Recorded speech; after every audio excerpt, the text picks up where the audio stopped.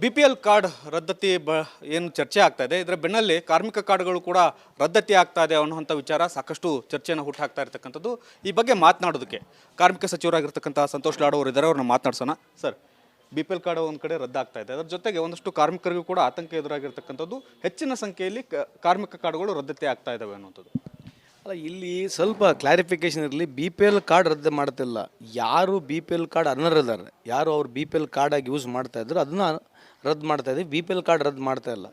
ಯಾರು ಮಿಸ್ಯೂಸ್ ಮಾಡ್ತಾಯಿದ್ರು, we have not given disclosure correct ಕೊಟ್ಟಿಲ್ಲ. ವೆರಿಫಿಕೇಷನ್ ಮಾಡಿರ್ತಕ್ಕಂಥ ಸಂದರ್ಭದಲ್ಲಿ ಅದಕ್ಕೆ ಅಧಿಕಾರಿಗಳು ನಮಗಿರ್ತಕ್ಕಂಥ ಮಾಹಿತಿ ಪ್ರಕಾರ is found to be not a BPL card holder, ಅರ್ಹನಲ್ಲ ಅನ್ನೋದಕ್ಕೆ ಮಾಡಿರ್ತೀವಿ. ನಾನು ಸ್ಪಷ್ಟೀಕರಣ ಕೊಡಲಿಕ್ಕೆ ಇಚ್ಛೆ ಬಯಸ್ತೀನಿ. ಇನ್ ಕೇಸ್ ಅವ್ರು ಜೆನ್ಯೂನ್ ಇದ್ದರೆ ಮತ್ತೆ ಸರ್ಕಾರ ಅವ್ರಿಗೆ ವಾಪಸ್ ಕಾರ್ಡ್ ಕೊಡ್ತೈತೆ BPL ಕಾರ್ಡ್ನಲ್ಲಿ. ನಮ್ಮದು ಕೂಡ ಕನ್ಸ್ಟ್ರಕ್ಷನ್ ಬೋರ್ಡ್ನಲ್ಲಿ ನಾವು ಹೋಗಿ ಸರ್ವೆ ಮಾಡಿದಾಗ, ಚೆಕ್ ಮಾಡಿದಾಗ ಅವರು ಕನ್ಸ್ಟ್ರಕ್ಷನ್ ವರ್ಕರೇ ಅಲ್ಲ ಅಂಥವರು ಈ ಕಾರ್ಡ್ಗಳನ್ನ ಮಾಡ್ಕೊಂಡಿದ್ದಾರೆ. 58 ಲಕ್ಷ ಕಾರ್ಡ್ ಇತ್ತು, ಇವತ್ತು 38 ಲಕ್ಷ ಕಾರ್ಡಿಗೆ ಬಂದಿದ್ದೇವೆ. ಈ 38 ಲಕ್ಷ ಕಾರ್ಡ್ನಲ್ಲಿ ಈಗ ಸುಮಾರು 2.5 ಲಕ್ಷ ಕಾರ್ಡ್ನ ನಾವೇನು ಅನರ್ಹ ಅಂತೇಳಿ ನಾವು ಡಿಸ್ಕಾರ್ಡ್ ಮಾಡಿದ್ದೀವಿ. ಅವ್ರು ಕನ್ಸ್ಟ್ರಕ್ಷನ್ ಥರ ಕೆಲಸನೇ ಮಾಡಿಲ್ಲ, ಅಂಥವ್ರು ಕೂಡ ಕಾರ್ಡ್ ಮಾಡ್ಕೊಂಡಿದ್ದರು. ಇನ್ನು ಮುಂದೆ ಜಿಲ್ಲಾವಾರು ಕೂಡ ಎಲ್ಲ ಜಿಲ್ಲೆಗಳಲ್ಲಿ ಇದೇ ರೀತಿಯಾದಂಥ ಒಂದು ಸೋಷಲ್ ಆಡಿಟ್ ಥರ ಮಾಡ್ತಾಯಿದ್ದೀವಿ. ಅಂಬೇಡ್ಕರ್ ಸೇವಾ ಕೇಂದ್ರ ಅಂಥೇಳಿ ಒಂದು ಹೊಸ ಯೂನಿಟ್ ವ್ಯಾನೇ ಮಾಡ್ತಾಯಿದ್ದೀವಿ. ಯಾರ್ಯಾರು ನಮಗೆ ಜಿಲ್ಲೆವಾರು ಈ ನಮ್ಮ ಡೀಟೇಲ್ಸ್ ಉಳಿದೆ ಅವ್ರ ಮನೆಗಳಿಗೆ ಹೋಗಿ ವಿಸಿಟ್ ಮಾಡ್ತಕ್ಕಂಥ ಕೆಲಸನೂ ಮಾಡ್ತೀವಿ. ಯಾರು ಜೆನ್ಯೂನ್ ಇದ್ದಾನೆ, ಯಾರು ಪಾಪ ಅವನು ಕಾರ್ಮಿಕ ಇದ್ದಾನೆ, ಕಟ್ಟಡ ಕಾರ್ಮಿಕ ಇದ್ದಾನೆ, ಅವನು ಬೆವರು ಸುರಿಸಿ ನಮಗೇನು ರೆವಿನ್ಯೂ, ನಮಗೇನು ಸೆಸ್ ತುಂಬ್ತಾನೆ, ಅವನಿಗೆ ಅವನ ಫ್ಯಾಮಿಲಿಗೆ ಒಳ್ಳೇದಾಗ್ತಕ್ಕಂಥ ಕೆಲಸ 100% ಮಾಡ್ತೀವಿ. ಇನ್ನೊಂದು 3-4 ತಿಂಗಳಲ್ಲಿ ಸಂಪೂರ್ಣವಾದಂಥ ಇನ್ನೂ ಕ್ಲಿಯರಿಟಿ ತರ್ತಕ್ಕಂಥ ಕೆಲಸ ಮಾಡ್ತೀವಿ ಅಂತ ಹೇಳಲಿಕ್ಕೆ ಇಚ್ಛೆ ಬಯಸ್ತೇನೆ.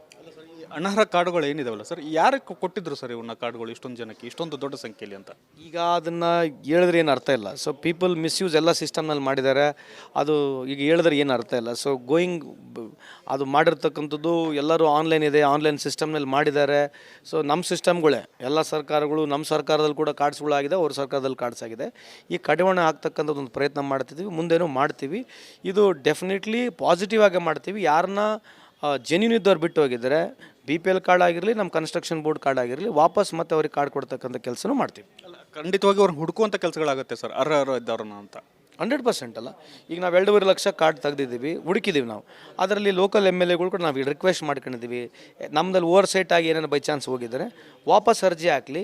ಈಗ ನಾವೇನು ವ್ಯಾನ್ ಮಾಡ್ತಾಯಿದ್ದೀವಿ, ವ್ಯಾನ್ ತಿರ್ಗಾ ಹೋಗಿ ಚೆಕ್ ಮಾಡುತ್ತೆ, ಎಲ್ಲಿ ಕೆಲಸ ಮಾಡ್ತಾರೆ ಎಲ್ಲೆಲ್ಲ ಚೆಕ್ ಮಾಡಿ ಮತ್ತೆ ವಾಪಸ್ ಕೊಡ್ತೀವಿ ಅವ್ರಿಗೆ. ಒಂದು ವೇಳೆ ಸರ್, ಈಗ ಅರ್ಹ ಇರತಕ್ಕಂಥವ್ರದ್ದು ಬಿಟ್ಟು ಹೋಗಿದ್ರೆ ಅವ್ರಿಗೆ ಒಂದಷ್ಟು ಬೆನಿಫಿಟ್ಸ್ ಬೇಕಾಗಿರುತ್ತೆ ಸರ್. ಈಗ ಆರೋಗ್ಯ ಇರಬಹುದು, ಮತ್ತೊಂದು ವಿಮೆ ಇರಬಹುದು, ಆ ಥರದ ಸಂದರ್ಭದಲ್ಲಿ ಅವ್ರಿಗೆ ತೊಡರಾಗುತ್ತೆ. ಅದನ್ನು ಹೇಗೆ ರೀತಿ ಸರ್ ಬಿಡಿಸ್ತಾರೆ ಅಂತ?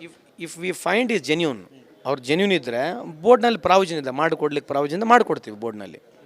ಇದನ್ನು ಹೊರತುಪಡಿಸಿ ಸರ್, ಈ ಹಿಂದೆ ಕಾರ್ಮಿಕ ಕಿಟ್ಟದ್ದು ಕೂಡ ಒಂದಷ್ಟು ಆರೋಪಗಳು ಕೇಳಿ ಬಂದಿತ್ತು ಸರ್, ಅದ್ರ ಬಗ್ಗೆ ಏನಾದರೂ ಗಮನ ಹರಿಸಿದ್ರಾ ಅಂತ ಸರ್? ಏನು ಕಿಟ್ಟು? ಕಾರ್ಮಿಕ ಕಿಟ್ಟಲ್ಲಿ ಅವ್ಯವಹಾರ ಆಗಿದೆ, ಹಾಕಿರೋ ಬಿಲ್ ಒಂದು, ತೆಗೆದುಕೊಂಡ ಐಟಮ್ಗಳೇನಿದಲ್ಲ ಅಷ್ಟೊಂದು ಜೆನ್ಯೂನ್ ಆಗಿಲ್ಲ ಅನ್ನುವಂಥ ಒಂದು ಆರೋಪನ ತಾವು ಕಾಂಗ್ರೆಸ್ ವಿರೋಧ ಪಕ್ಷ ಇದ್ದ ಸಂದರ್ಭದಲ್ಲಿ ಮಾಡಲಾಗಿತ್ತು. ಅದೇನಾದರೂ ಚರ್ಚೆ ಅಥವಾ ಅಧಿಕಾರಿಗಳ ಸಂದರ್ಭದಲ್ಲಿ ಮೀಟಿಂಗ್ ಮಾಡುವಂಥ ಸಂದರ್ಭದಲ್ಲಿ ತಮ್ಮ ಗಮನಕ್ಕೆ ಏನಾದ್ರು ಬಂದಿತ್ತಾ ಅಂತ?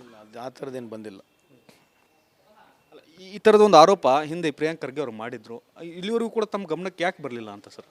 ಗುರುತಿಲ್ಲ. ನಾವು ಇಷ್ಟು ಸರಿ ನಾವು ರಿವ್ಯೂ ಮೀಟಿಂಗ್ ಮಾಡಿದ್ದೀವಿ. ನನಗೆ ಯಾರು ಬಂದು ಒಂದು ಅರ್ಜಿನೂ ಕೊಡಲಿಲ್ಲ ಅದ್ರ ಬಗ್ಗೆ. ಅಂತೂ ನನ್ನ ಬಗ್ಗೆ ಅಂತ ನನಗೆ ಮಾಹಿತಿ ಇಲ್ಲ ಅದ್ರ ಬಗ್ಗೆ. ಅಲ್ಲ, ಹಿಂದೆ ಸಚಿವರಾಗಿದ್ದರಲ್ಲ, ಅವ್ರ ಮೇಲೆ ಆರೋಪ ಮಾಡಿದ್ರು. ಈಗ ಅವರು ಸ್ವಲ್ಪ ಬಿಜೆಪಿಯಿಂದ ಕಾಂಗ್ರೆಸ್ ಕಡೆ ವಾಲಿದಾರ ಅನ್ನೋಂಥ ಕಾರಣಕ್ಕಾಗಿ ಅದೇನಾದ್ರು ಹಿಡಿಯುವಂಥ ಕೆಲಸ ಏನಾರು ಆಯ್ತು ಅಂತ? ಆ ಥರ ಏನಿಲ್ಲ ರೀ. ನಾನು ಎಷ್ಟೋ ರಿವ್ಯೂ ಮೀಟಿಂಗ್ ಮಾಡಿದ್ದೀನಿ, ನಾವು ಎಲ್ಲ ಜಿಲ್ಲೆಗಳಲ್ಲಿ ಹೋಗ್ತೀನಿ. ಯಾರು ಜಿಲ್ಲೆಯಲ್ಲಿ ಬಂದು ಈ ಥರ ನನಗೆ ಒಂದು ಕಂಪ್ಲೇಂಟ್ ಅಂತೂ ಕೊಟ್ಟಿಲ್ಲ, ಇದ್ರ ಬಗ್ಗೆ ಅಂತೂ ಕಂಪ್ಲೇಂಟ್ ಕೊಟ್ಟಿಲ್ಲ ನನಗೆ. ಅಲ್ಲ, ಯಾಕಂದರೆ KPCCಯಲ್ಲಿ ಇದನ್ನು ಪ್ರೆಸ್ ಮೀಟ್ ಮಾಡಿ ಪ್ರಿಯಾಂಕ್ ಖರ್ಗೆ ಅವರು, ರಮೇಶ್ ಬಾಬು ಅವರು ಇದನ್ನು ಒತ್ತಿ ಹೇಳಿದರು. ಕರೋನಾ ಸಂದರ್ಭದಲ್ಲೂ ಕೂಡ ಇದನ್ನು ಅವ್ಯವಹಾರ ಆಗಿದೆ.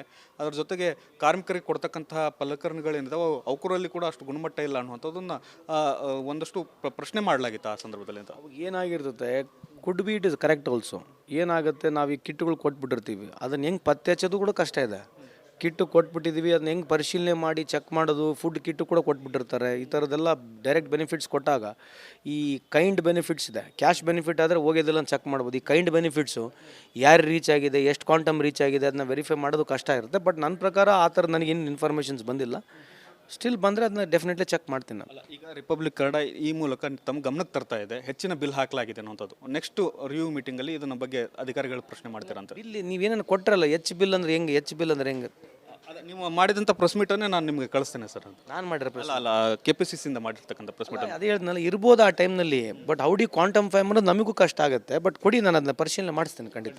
BPL ಕಾರ್ಡ್ ರದ್ದತಿ ಏನು ಚರ್ಚೆ ಆಗ್ತಾ ಇದೆ, ಇದರ ಬೆನ್ನಲ್ಲಿ ಕಾರ್ಮಿಕ ಕಾರ್ಡ್ಗಳು ಕೂಡ ರದ್ದತಿ ಆಗ್ತಾ ಇದೆ ಅನ್ನುವಂಥ ವಿಚಾರ ಸಾಕಷ್ಟು ಚರ್ಚೆಯನ್ನು ಹುಟ್ಟಾಕ್ತಾ ಇರ್ತಕ್ಕಂಥದ್ದು. ಈ ಬಗ್ಗೆ ಮಾತನಾಡೋದಕ್ಕೆ ಕಾರ್ಮಿಕ ಸಚಿವರಾಗಿರ್ತಕ್ಕಂಥ ಸಂತೋಷ್ ಲಾಡ್ ಅವರು ಇದ್ದಾರೆ, ಅವ್ರನ್ನ ಮಾತನಾಡ್ಸೋಣ. ಸರ್, BPL ಕಾರ್ಡ್ ಒಂದು ಕಡೆ ರದ್ದಾಗ್ತಾ ಇದೆ, ಅದರ ಜೊತೆಗೆ ಒಂದಷ್ಟು ಕಾರ್ಮಿಕರಿಗೂ ಕೂಡ ಆತಂಕ ಎದುರಾಗಿರ್ತಕ್ಕಂಥದ್ದು, ಹೆಚ್ಚಿನ ಸಂಖ್ಯೆಯಲ್ಲಿ ಕಾರ್ಮಿಕ ಕಾರ್ಡ್ಗಳು ರದ್ದತಿ ಆಗ್ತಾ ಇದ್ದಾವೆ ಅನ್ನುವಂಥದ್ದು. ಅಲ್ಲ, ಇಲ್ಲಿ ಸ್ವಲ್ಪ ಕ್ಲಾರಿಫಿಕೇಶನ್ ಇರಲಿ. BPL ಕಾರ್ಡ್ ರದ್ದು ಮಾಡ್ತಿಲ್ಲ. ಯಾರು BPL ಕಾರ್ಡ್ ಅನರ್ ಇದ್ದಾರೆ, ಯಾರು ಅವ್ರು BPL ಕಾರ್ಡಾಗಿ ಯೂಸ್ ಮಾಡ್ತಾ ಇದ್ರು ಅದನ್ನ ರದ್ದು ಮಾಡ್ತಾ ಇದ್ದೀವಿ. BPL ಕಾರ್ಡ್ ರದ್ದು ಮಾಡ್ತಾ ಇಲ್ಲ. ಯಾರು ಮಿಸ್ಯೂಸ್ ಮಾಡ್ತಾ ಇದ್ರು, we have not given disclosure correct ಕೊಟ್ಟಿಲ್ಲ. ವೆರಿಫಿಕೇಷನ್ ಮಾಡಿರ್ತಕ್ಕಂಥ ಸಂದರ್ಭದಲ್ಲಿ ಅಧಿಕಾರಿಗಳು ನಮಗಿರ್ತಕ್ಕಂಥ ಮಾಹಿತಿ ಪ್ರಕಾರ is found to be not a BPL card holder, ಅರ್ಹನಲ್ಲ ಅನ್ನೋದಕ್ಕೆ ಮಾಡಿರ್ತೀವಿ.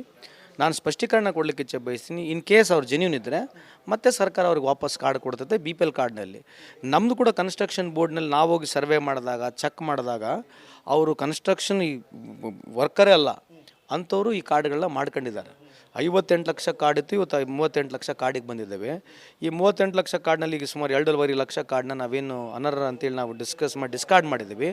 ಅವ್ರು ಕನ್ಸ್ಟ್ರಕ್ಷನ್ ಥರ ಕೆಲಸನೇ ಮಾಡಿಲ್ಲ, ಅಂಥವ್ರು ಕೂಡ ಕಾರ್ಡ್ ಮಾಡ್ಕೊಂಡಿದ್ದರು. ಇನ್ನು ಮುಂದೆ ಜಿಲ್ಲಾವಾರು ಕೂಡ ಎಲ್ಲ ಜಿಲ್ಲೆಗಳಲ್ಲಿ ಇದೇ ರೀತಿಯಾದಂಥ ಒಂದು ಸೋಷಲ್ ಆಡಿಟ್ ಥರ ಮಾಡ್ತಾಯಿದ್ದೀವಿ. ಅಂಬೇಡ್ಕರ್ ಸೇವಾ ಕೇಂದ್ರ ಅಂಥೇಳಿ ಒಂದು ಹೊಸ ಯೂನಿಟ್ ವ್ಯಾನೇ ಮಾಡ್ತಾಯಿದ್ದೀವಿ.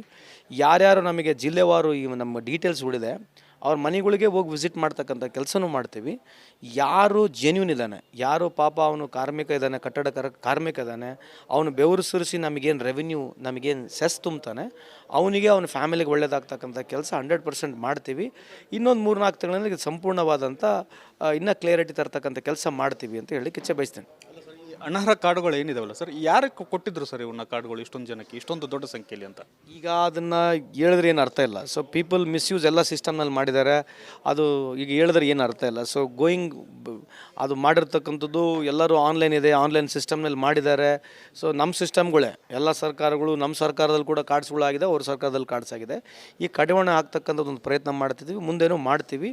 ಇದು ಡೆಫಿನೆಟ್ಲಿ ಪಾಸಿಟಿವ್ ಆಗಿ ಮಾಡ್ತೀವಿ. ಯಾರನ್ನ ಜೆನ್ಯೂನ್ ಇದ್ದವ್ರು ಬಿಟ್ಟು ಹೋಗಿದ್ದಾರೆ, BPL ಕಾರ್ಡ್ ಆಗಿರಲಿ, ನಮ್ಮ ಕನ್ಸ್ಟ್ರಕ್ಷನ್ ಬೋರ್ಡ್ ಕಾರ್ಡ್ ಆಗಿರಲಿ, ವಾಪಸ್ ಮತ್ತೆ ಅವ್ರಿಗೆ ಕಾರ್ಡ್ ಕೊಡ್ತಕ್ಕಂಥ ಕೆಲಸನೂ ಮಾಡ್ತೀವಿ. ಖಂಡಿತವಾಗಿ ಅವ್ರನ್ನ ಹುಡುಕುವಂಥ ಕೆಲಸಗಳಾಗುತ್ತೆ ಸರ್, ಅರ್ಹ ಇದ್ದವ್ರನ್ನ ಅಂತ. 100% ಅಲ್ಲ.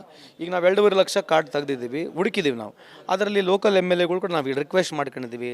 ನಮ್ಮದಲ್ಲಿ ಓವರ್ಸೈಟ್ ಆಗಿ ಏನೇನು ಬೈ ಚಾನ್ಸ್ ಹೋಗಿದ್ದಾರೆ ವಾಪಸ್ ಅರ್ಜಿ ಹಾಕಲಿ. ಈಗ ನಾವೇನು ವ್ಯಾನ್ ಮಾಡ್ತಾಯಿದ್ದೀವಿ, ವ್ಯಾನ್ ತಿರ್ಗಾ ಹೋಗಿ ಚೆಕ್ ಮಾಡುತ್ತೆ, ಎಲ್ಲಿ ಕೆಲಸ ಮಾಡ್ತಾರೆ ಎಲ್ಲೆಲ್ಲ ಚೆಕ್ ಮಾಡಿ ಮತ್ತೆ ವಾಪಸ್ ಕೊಡ್ತೀವಿ ಅವ್ರಿಗೆ. ಒಂದು ವೇಳೆ ಸರ್, ಈಗ ಅರ್ಹ ಇರತಕ್ಕಂಥವ್ರದ್ದು ಬಿಟ್ಟು ಹೋಗಿದ್ರೆ ಅವ್ರಿಗೆ ಒಂದಷ್ಟು ಬೆನಿಫಿಟ್ಸ್ ಬೇಕಾಗಿರುತ್ತೆ ಸರ್. ಈಗ ಆರೋಗ್ಯ ಇರಬಹುದು, ಮತ್ತೊಂದು ವಿಮೆ ಇರಬಹುದು, ಆ ಥರದ ಸಂದರ್ಭದಲ್ಲಿ ಅವ್ರಿಗೆ ತೊಡರಾಗುತ್ತೆ. ಅದನ್ನು ಹೇಗೆ ರೀತಿ ಸರ್ ಬಿಡಿಸ್ತಾರೆ ಅಂತ?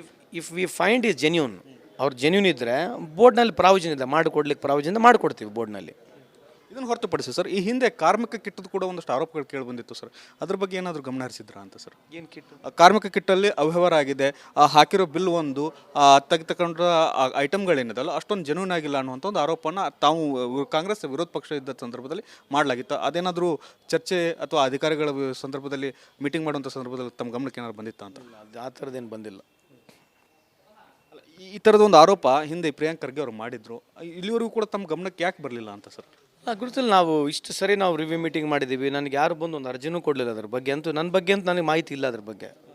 ಅಲ್ಲ, ಹಿಂದೆ ಸಚಿವರಾಗಿದ್ರಲ್ಲ, ಅವ್ರ ಮೇಲೆ ಆರೋಪ ಮಾಡಿದ್ರು. ಈಗ ಅವರು ಸ್ವಲ್ಪ ಬಿಜೆಪಿಯಿಂದ ಕಾಂಗ್ರೆಸ್ ಕಡೆ ವಾಲಿದಾರ ಅನ್ನೋಂಥ ಕಾರಣಕ್ಕಾಗಿ ಅದೇನಾದ್ರು ಹಿಡಿಯುವಂಥ ಕೆಲಸ ಏನಾರು ಆಯ್ತು ಅಂತ?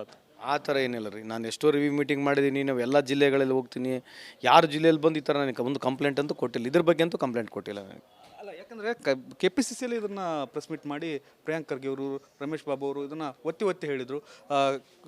ಕರೋನಾ ಸಂದರ್ಭದಲ್ಲೂ ಕೂಡ ಇದನ್ನು ಅವ್ಯವಹಾರ ಆಗಿದೆ. ಅದರ ಜೊತೆಗೆ ಕಾರ್ಮಿಕರಿಗೆ ಕೊಡ್ತಕ್ಕಂತಹ ಸಲಕರಣೆಗಳೇನಿದಾವೆ ಅವಕರಲ್ಲಿ ಕೂಡ ಅಷ್ಟು ಗುಣಮಟ್ಟ ಇಲ್ಲ ಅನ್ನುವಂಥದ್ದನ್ನು ಒಂದಷ್ಟು ಪ್ರಶ್ನೆ ಮಾಡಲಾಗಿತ್ತು ಆ ಸಂದರ್ಭದಲ್ಲಿ ಅಂತ. ಏನಾಗಿರ್ತದೆ, could be it is correct also. ಏನಾಗುತ್ತೆ, ನಾವು ಈ ಕಿಟ್ಗಳು ಕೊಟ್ಬಿಟ್ಟಿರ್ತೀವಿ, ಅದನ್ನು ಹೆಂಗೆ ಪತ್ತೆ ಹಚ್ಚೋದು ಕೂಡ ಕಷ್ಟ ಇದೆ. ಕಿಟ್ಟು ಕೊಟ್ಬಿಟ್ಟಿದ್ದೀವಿ, ಅದನ್ನ ಹೆಂಗೆ ಪರಿಶೀಲನೆ ಮಾಡಿ ಚೆಕ್ ಮಾಡೋದು, ಫುಡ್ ಕಿಟ್ಟು ಕೂಡ ಕೊಟ್ಬಿಟ್ಟಿರ್ತಾರೆ. ಈ ಥರದ್ದೆಲ್ಲ ಡೈರೆಕ್ಟ್ ಬೆನಿಫಿಟ್ಸ್ ಕೊಟ್ಟಾಗ ಈ ಕೈಂಡ್ ಬೆನಿಫಿಟ್ಸ್ ಇದೆ. ಕ್ಯಾಶ್ ಬೆನಿಫಿಟ್ ಆದರೆ ಹೋಗೋದಿಲ್ಲ ಚೆಕ್ ಮಾಡ್ಬೋದು. ಈ ಕೈಂಡ್ ಬೆನಿಫಿಟ್ಸು ಯಾರು ರೀಚ್ ಆಗಿದೆ, ಎಷ್ಟು ಕ್ವಾಂಟಮ್ ರೀಚ್ ಆಗಿದೆ ಅದನ್ನ ವೆರಿಫೈ ಮಾಡೋದು ಕಷ್ಟ ಇರುತ್ತೆ. ಬಟ್ ನನ್ನ ಪ್ರಕಾರ ಆ ಥರ ನನಗೇನು ಇನ್ಫಾರ್ಮೇಷನ್ಸ್ ಬಂದಿಲ್ಲ.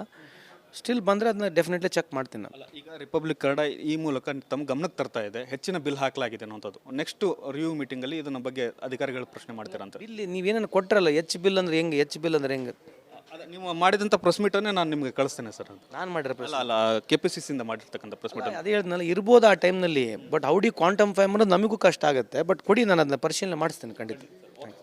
ಇದಿಷ್ಟು ಸಚಿವರಾದಂಥ ಸಂತೋಷ್ ಲೋಡ್ ಅವರ ಮಾತು. ಕ್ಯಾಮ್ರಾಮನ್ ಮಂಜುನಾಥ್ ಜೊತೆ ಬಸವರಾಜ್ ಚಂದ್ರಮಠ್, ರಿಪಬ್ಲಿಕ್ ಕನ್ನಡ, ಇದು ನಿಮ್ಮ ಧ್ವನಿ.